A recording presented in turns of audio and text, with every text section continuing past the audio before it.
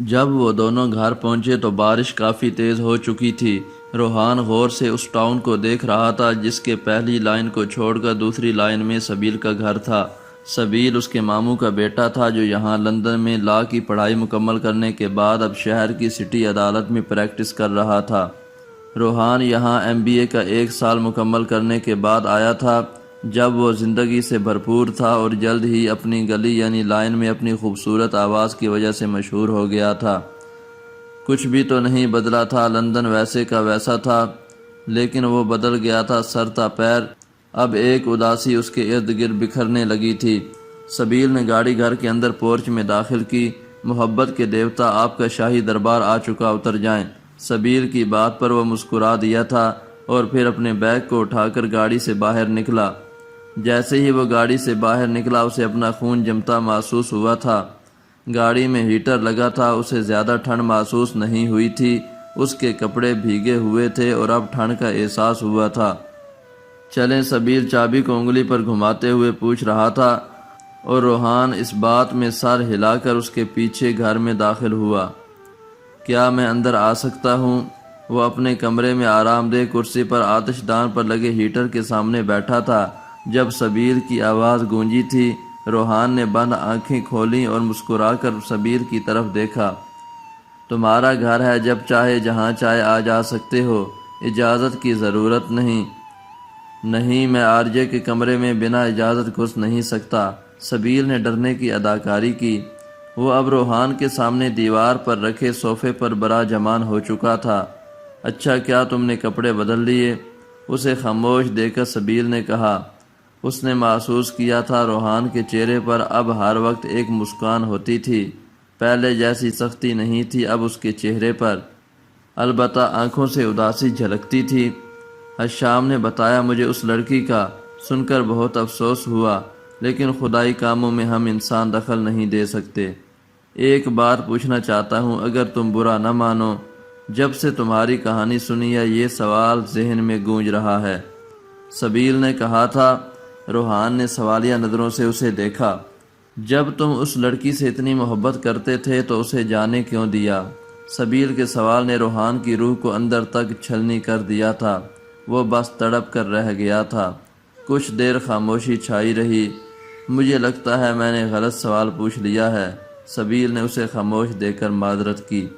کوئی بات نہیں، شاید ابھی مجھ میں وہ حوصلہ نہیں ہے جس سے میں اپنی کہانی کو بیان کر سکوں۔ کوئی بات نہیں، چھوڑو ان باتوں کو، چلو کھانا کھاتے ہیں۔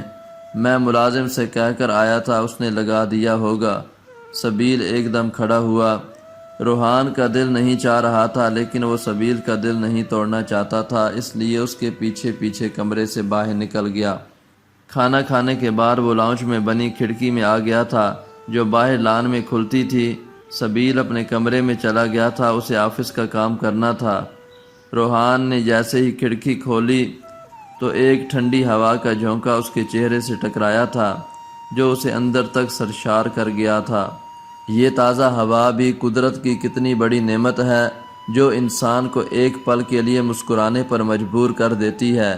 جیسے ہی روحان کی نظر لان میں برستی بارش پر پڑی وہ حیران رہ گیا تھا۔ وہ وہاں تھی، بارش میں بھیگ رہی تھی، وہ بہت خوش تھی، کھلکھلا رہی تھی۔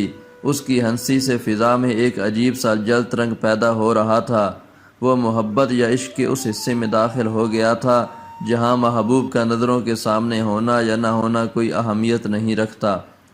وہ نہ جانے کہاں تھی بھی یا نہیں تھی، لیکن روحان کو وہ اپنی آنکھوں کے سامنے نظر آ رہی تھی۔ روحان آؤ نا، اس نے روحان کو پکارا تھا۔ وہ ایک ٹرانس کی کیفیت میں کھڑکی کے رستے ہی باہر لان میں کودا تھا۔ اب وہ ہانم کی طرف بڑھ رہا تھا۔ اسے اپنی آنکھوں پر یقین نہیں ہو رہا تھا۔ کیا تمہیں پتہ ہے محبت کسے کہتے ہیں؟ وہ اس سے کچھ فاصلے پر کھڑی پوچھ رہی تھی۔ نہیں، روحان نے نفی میں گردن ہلائی تھی۔ بہت اچھی بات ہے، مجھے بھی نہیں پتہ، وہ شرارت سے مسکرائی تھی۔ روحان کے لیے یہ سب ایک سیراب تھا، لیکن وہ نہیں جانتا تھا واقعی اس وقت تک ہانم محبت کے جذبے سے انجان تھی۔ وہ نہیں جانتی تھی محبت کا لمس اور احساس کیسا ہوتا ہے۔ محبت وہ جذبہ ہے، وہ آگ ہے جسے لفظوں میں بیان نہیں کیا جا سکتا۔ میں نے بہت دفعہ محبت کو الفاظ کی صورت میں پنوں پر بکھیرنے کی کوشش کی ہے اور ہر بار میں نے کاغذ کے پنوں کو جلتے پایا ہے۔ میں جب بھی اپنی محبت کو کسی چیز کے حوالے کرنا چاہتا ہوں وہ چیز خون اگلتی ہے، جل جاتی ہے، ختم ہو جاتی ہے۔ بارش کے پانی میں روحان کی آنکھوں کی نمی گھل سی گئی تھی۔ اف، اتنی خطرناک اور خوفناک محبت کیسے کر لی تم نے روحان، کیسے؟ وہ سراپائے سوال تھی۔ نہیں جانتا، شاید زبردستی کروائی گئی۔ وہ ہنسا تھا، خاک کر دینے والی درد بھری مسکراہٹ۔ سب ختم ہو جاتا ہے، محبت بھی، جیسے تمہاری محبت ختم ہوئی تھی، ایک پل میں، ایک لمحے میں، بنا سچائی جانے۔ محبت کا کوئی وجود نہیں ہے۔ وہ اب رفتہ رفتہ روحان سے دور ہو رہی تھی۔ رکو، نہیں، محبت ختم نہیں ہوئی تھی، محبت کی تو شروعات ہوئی تھی۔ روحان نے دہائی دی تھی۔ اس کا دور جانا روحان کو برا لگ رہا تھا۔ نہیں، مجھے سب یاد ہے، سب یاد ہے۔ اس نے حانم کے لہجے میں اذیت محسوس کی تھی۔ اس سے پہلے وہ مزید دور جاتی، روحان نے آگے بڑھ کر اسے پکڑنا چاہا تھا، لیکن وہ دھواں بن کر فضا میں تحلیل ہو گئی تھی، اور یہ شاید اس کے لیے اذیت کی آخری حد تھی۔ بارش کی برستی بوندوں نے جب دستک دی دروازے پر، محسوس ہوا تم آئے ہو، انداز تمہارے جیسا تھا۔ ہوا کے ہلکے جھونکے کی جب آہٹ پائی کھڑکی پر، محسوس ہوا تم گزرے ہو، احساس تمہارے جیسا تھا۔ میں نے گرتی بوندوں کو روکنا چاہا ہاتھوں پر، ایک سرد سا پھر احساس ہوا وہ لمس تمہارے جیسا تھا۔ تنہا میں چلا پھر بارش میں، تب ایک جھونکے نے ساتھ دیا، میں سمجھا تم ہو ساتھ میرے، وہ ساتھ تمہارے جیسا تھا۔ پھر رک گئی وہ بارش بھی، رہی نہ باقی آہٹ بھی، میں سمجھا مجھے تم چھوڑ گئے، انداز تمہارے جیسا تھا۔ ملازم سبیل کے کمرے میں چائے دینے گیا تھا۔ دستک دینے پر سبیل نے اسے اندر آنے کی اجازت دی تھی۔ آرجے کو چائے پہنچا دی تم نے؟ سبیل نے پوچھا۔ نہیں، وہ اپنے کمرے میں نہیں ہیں۔ ہائے، کمرے میں نہیں تو پھر کہاں گیا؟ ملازم کی بات سن کر سبیل حیران ہوا۔ وہ باہر لان میں بارش میں بھیگ رہے ہیں۔ ملازم کی بات سن کر سبیل نے اس بات میں سر ہلایا۔ لگتا ہے موصوف کا آج ہی سارے کپڑے گیلے کرنے کا ارادہ ہے۔ سبیل نے چائے کی چسکی لیتے ہوئے سوچا۔ کیا انہیں کوئی نفسیاتی مسئلہ ہے؟ ملازم نے ڈرتے ڈرتے پوچھا۔ کیوں، ایسا کیوں کہہ رہے ہو تم؟ سبیل نے ابرو اٹھا کر غصے سے اسے گھورا۔ نہیں، وہ دراصل میں نے ابھی انہیں لان میں کسی سے باتیں کرتے دیکھا، لیکن وہاں کوئی نہیں تھا۔ ملازم کی بات سن کر سبیل چونکا۔ جاؤ، تم، ایسی کوئی بات نہیں ہے اور اپنے کام سے کام رکھا کرو، سبیل نے سخت سے لہجے میں کہا تو ملازم شکر کرتا وہاں سے بھاگا، جبکہ پیچھے سبیل کو روحان کے متعلق جان کر افسوس ہوا تھا۔ اگلے دن اتوار تھا۔ سبیل کام کے سلسلے میں گھر سے باہر گیا تھا۔ روحان اکیلا لاؤنج میں بیٹھا تھا۔ پچھلی رات وہ کتنی دیر تک جاگتا رہا تھا، پر نہ جانے کب اس کی آنکھ لگی تھی، لیکن وہ شاید سویا نہیں تھا۔ نیند تو وہ ہوتی ہے جس کے بعد ہم اٹھیں تو پرسکون ہوں، جبکہ روحان کے معاملے میں ایسا نہیں تھا۔ وہ سوتے میں جاگتا تھا اور جاگتے میں سوتا۔ کچھ دیر وہ بیٹھا رہا، پھر اٹھا اور ظہر کی نماز ادا کی۔ نماز کے بعد وہ ترجمے والا قرآن کھول کر بیٹھ گیا تھا۔ کل رات اس نے اپنی الماری بھی سیٹ کی تھی۔ وہ پاکستان سے اپنے بیگ اور سوٹ کیس میں کپڑے کم، کتابیں زیادہ لایا تھا۔ اسے جن کتابوں پر شک تھا کہ لندن میں نہیں ملیں گی، وہ ان سب کو اٹھا لایا تھا، جن میں زیادہ تر اسلامی کتابیں تھیں۔ قرآن پاک کو پڑھنے کے بعد اس کے ذہن میں ایک سوال ابھرا تھا جو وہ ڈاکٹر باسط سے پوچھنا چاہتا تھا۔ اس نے ابھی کچھ دیر پہلے مومنین کی صفات پڑھی تھیں۔ روحان کو حیرت ہو رہی تھی، وہ مومن تو کیا اچھا مسلمان بھی نہیں تھا۔ وہ ابھی دھوکے باز سمجھتا تھا خود کو، اور جھوٹا بھی۔ ابھی تک وہ بڑوں کی ہر بات نہیں مانتا تھا بلکہ اپنی مرضی کرتا تھا۔ اس نے ڈاکٹر باسط کے اکاؤنٹ کو کھولا اور وہاں اپنا سوال لکھا تھا۔ اسے امید تھی سرچ کرنے پر جواب مل جائے گا۔ شاید اس سے پہلے بھی بہت سے لوگوں نے یہ سوال کیا ہو، اور اس کے چہرے پر ایک دم رونق چھا گئی تھی جب اسے اپنے سوال کے متعلق ویڈیو ملی۔ اسلام اور مسلمانوں کے عمل میں واضح فرق کیوں؟ اگر اسلام بہترین مذہب ہے تو بہت سے مسلمان بے ایمان کیوں ہیں، اور دھوکے بازی اور رشوت اور منشیات فروشی میں کیوں ملوث ہیں؟ یہ سوال کسی ملحد نے کیا تھا، اور ڈاکٹر باسط کا جواب موجود تھا۔ میں آپ کی بات سے اتفاق کرتا ہوں برادر، آپ بالکل ٹھیک کہہ رہے ہیں۔ ڈاکٹر باسط نے تحمل سے سننے کے بعد بولنا شروع کیا۔ اسلام بلا شبہ بہترین مذہب ہے، لیکن میڈیا مغرب کے ہاتھ میں ہے جو اسلام سے خوفزدہ ہے۔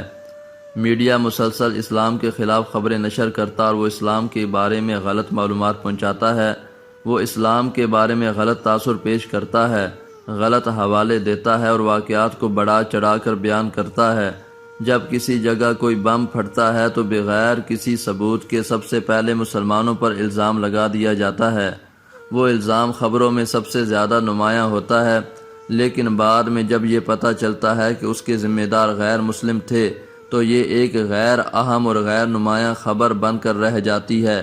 اسی طرح اگر کوئی 50 برس کا مسلمان کسی 15 سالہ لڑکی سے اس کی اجازت سے شادی کرتا ہے تو مغربی اخبارات میں وہ پہلے صفحے کی خبر بنتی ہے، لیکن جب کوئی 50 سالہ غیر مسلم 6 سالہ لڑکی کی عصمت دری کرتا ہے تو یہ ثانیہ اندر کے صفحات میں ایک معمولی سی خبر کے طور پر شائع ہوتا ہے۔ امریکہ میں روزانہ عصمت دری کے 2713 واقعات پیش آتے ہیں، لیکن خبروں میں جگہ نہیں پاتے کیونکہ یہ امریکیوں کی طرز زندگی کا ایک حصہ ہے۔ ہر معاشرے میں ناکارہ لوگ ہوتے ہیں۔ میں اس بات سے باخبر ہوں کہ ایسے مسلمان یقیناً موجود ہیں جو دیانتدار نہیں اور دھوکے بازی اور دوسری مجرمانہ سرگرمیوں میں ملوث ہیں، لیکن میڈیا یہ ثابت کرتا ہے کہ صرف مسلمان ہی ان کا ارتکاب کرتے ہیں، حالانکہ ایسے افراد اور جرائم دنیا کے ہر ملک اور ہر معاشرے میں ہوتے ہیں۔ اور میں یہ بھی جانتا ہوں کہ بہت سے مسلمان بلا نوش ہیں اور غیر مسلموں کے ساتھ مل کر شراب نوشی کرتے ہیں، لیکن مسلم معاشرے کی مجموعی حالت بہتر ہے۔ اگرچہ مسلمان معاشرے میں بھی کالی بھیڑیں موجود ہیں، مگر مجموعی طور پر مسلمانوں کا معاشرہ دنیا کا بہترین معاشرہ ہے۔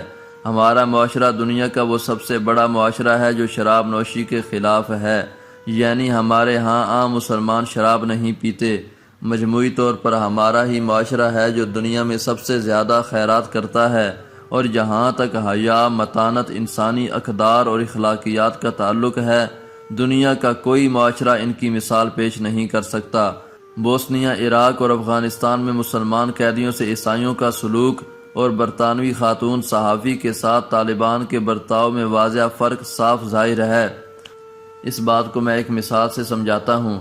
اگر آپ جاننا چاہتے ہیں کہ مرسڈیز کار کا نیا ماڈل کیسا ہے اور ایک ایسا شخص جو ڈرائیونگ نہیں جانتا سٹیئرنگ پر بیٹھ جائے اور گاڑی کہیں دے مارے تو آپ کس کو الزام دیں گے، کار کو یا ڈرائیور کو؟ فطری بات ہے کہ آپ ڈرائیور کو الزام دیں گے، یہ دیکھنے کے لیے کہ کار کتنی اچھی ہے۔ ڈرائیور کو نہیں بلکہ کار کی صلاحیت اور اس کے مختلف پہلوؤں کو دیکھنا چاہیے کہ یہ کتنی تیز چلتی ہے، ایندھن کتنا استعمال کرتی ہے، کتنی محفوظ ہے، وغیرہ وغیرہ۔ اسی طرح اگر یہ بات محض دلیل کے طور پر مان بھی لی جائے کہ مسلمان خراب ہیں، تب بھی ہم اسلام کو اس کے پیروکاروں سے نہیں جانچ سکتے۔ اگر آپ یہ دیکھنا چاہتے ہیں کہ اسلام کتنا اچھا ہے تو اسے اس کے مستند ذرائع سے پرکھیں، یعنی قرآن مجید اور صحیح احادیث سے۔ اسلام کو سیدنا محمد صلی اللہ علیہ وآلہ وسلم کی ذات گرامی سے پرکھیں۔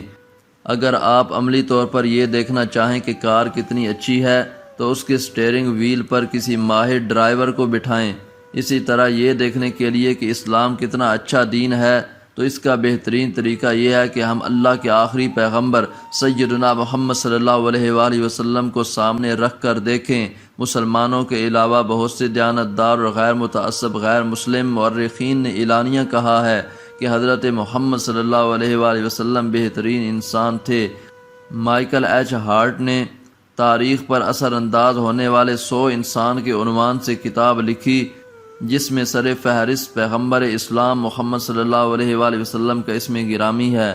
غیر مسلموں کی اور بھی بہت سی مثالیں ہیں جن میں انہوں نے نبی کریم صلی اللہ علیہ وآلہ وسلم کی بہت تعریف کی ہے، مثلا تھامس کارلائل، لا مارٹن وغیرہ۔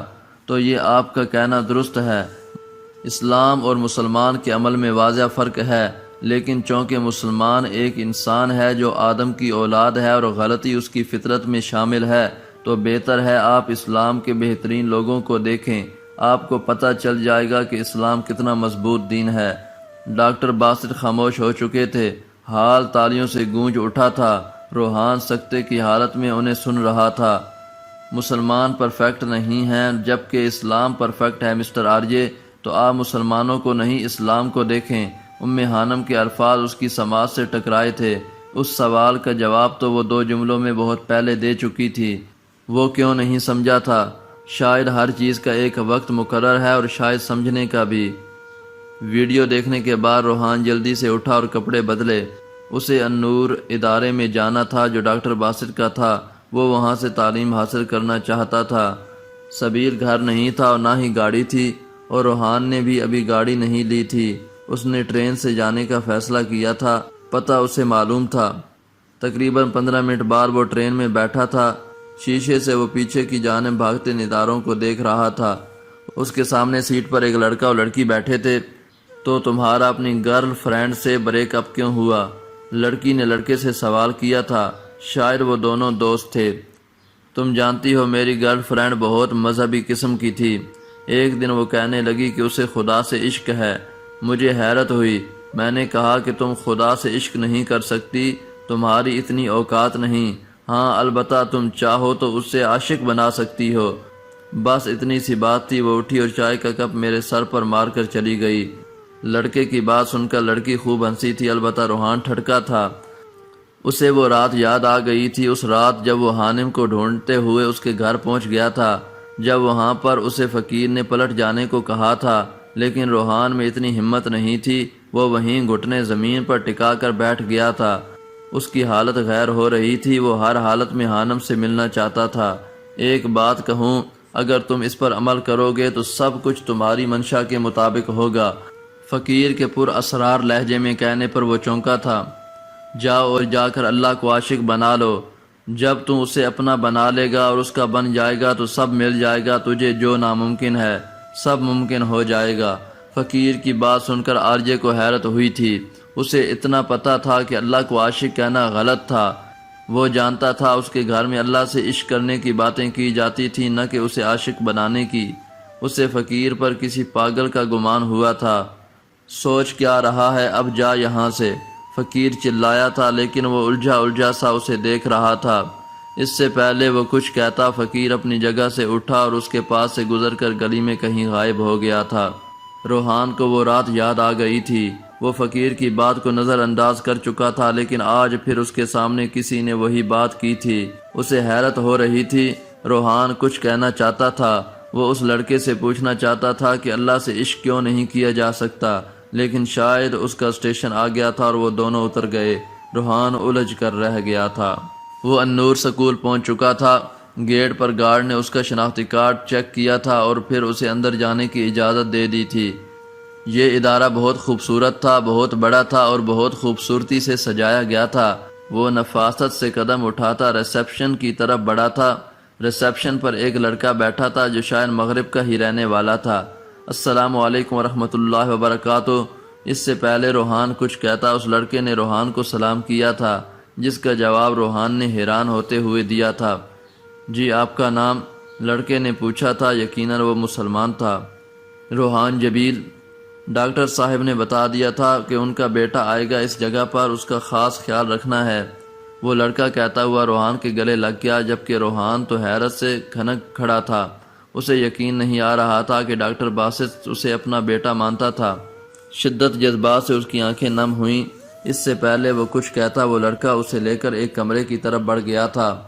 اگلے دن کوٹ جاتے ہوئے سبیل نے اسے یونیورسٹی چھوڑا تھا۔